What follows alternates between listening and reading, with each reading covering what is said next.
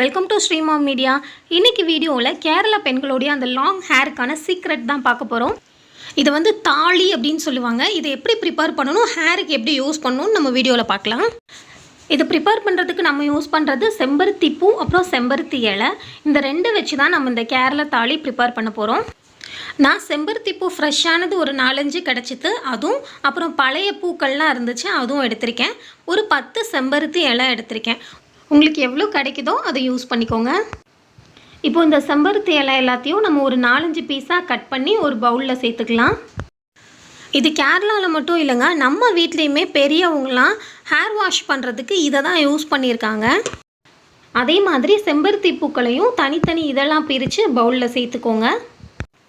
செம்பருத்தி பூ 5 இதழ் செம்பருத்தி பூவாக எடுத்துக்கோங்க. ஏன்னா அதில் தான் நம்மளுடைய ஹேருக்கு தேவையான நிறைய விட்டமின்ஸ் இருக்குது.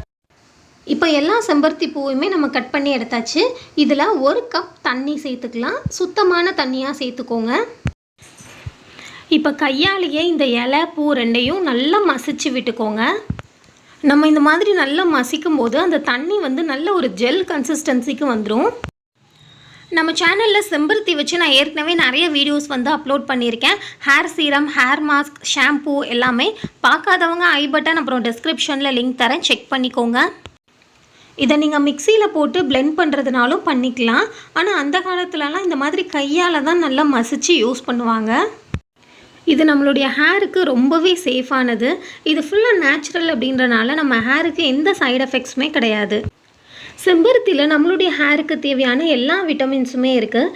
இதை நம்ம ஹேரில் யூஸ் பண்ணுறதால நம்மளுக்கு நிறைய முடி சீக்கிரமாக வராது. அது மட்டும் இல்லாமல் இதில் இருக்க அந்த வழவழப்பு வந்து நம்மளுடைய ஹேரை வந்து நல்ல சைனிங்காக சாஃப்டாக வச்சுக்கும். செம்பருத்தி ஸ்கேல்ஃபில் முடி வளர்ச்சியை தூண்டி நம்மளுடைய முடியை நல்லா அடர்த்தியாக்கும். இப்போது நான் இதை நல்லா மசிச்சிட்டேன். தண்ணியும் நல்ல ஜெல் கன்சிஸ்டன்சிக்கு வந்துருச்சு. இப்போ இந்த ஜெல்லை நம்ம தனியாக ஃபில்டர் பண்ணி எடுக்கணும். இப்போ இதை ஒரு காட்டன் கிளாத்தில் ஊற்றி நம்ம ஃபில்டர் பண்ணி எடுத்துக்கலாம். இதை அப்படியே யூஸ் பண்ணோன்னா ஹேரில் ஸ்கேல்ஃப்லலாம் திப்பி திப்பியாக ஒட்டிக்கும். அதனால நம்ம ஃபில்டர் பண்ணி யூஸ் பண்ணுறது நல்லது. இதை யூஸ் பண்ணும்போது நம்ம ஹேர் கண்டிஷ்னருமே யூஸ் பண்ணணும் அப்படின்ற அவசியம் இல்லை. ஏன்னா இதுவே நம்ம ஹேருக்கு நல்ல ஒரு கண்டிஷ்னராக இருக்கும். அவ்வளோதான், நான் எல்லாத்தையுமே ஃபில்டர் பண்ணி எடுத்துட்டேன். நம்மளுடைய கேரளா தாலி வந்து ப்ரிப்பேர் ஆகிடுச்சு. இதை வந்து நம்ம எப்படி ஹேருக்கு யூஸ் பண்ணலான்னு பார்க்கலாம்.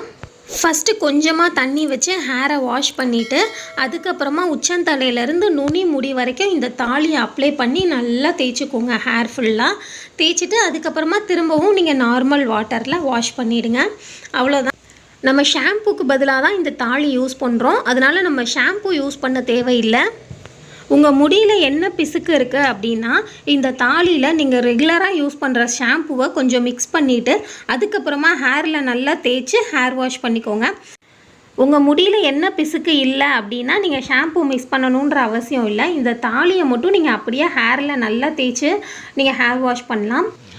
நீங்கள் ஒவ்வொரு டைம் ஹேர் வாஷ் பண்ணும்போதும் இந்த தாலி யூஸ் பண்ணுங்கள். உங்களுடைய ஹேர் வந்து நல்ல சாஃப்டாக சில்கியாக இருக்கும். இதை நீங்கள் ரெகுலராக யூஸ் பண்ணும்போது உங்கள் ஹேர் க்ரோத்லேயும் நல்ல டிஃப்ரென்ஸ் தெரியும். கண்டிப்பாக ட்ரை பண்ணி பாருங்கள்.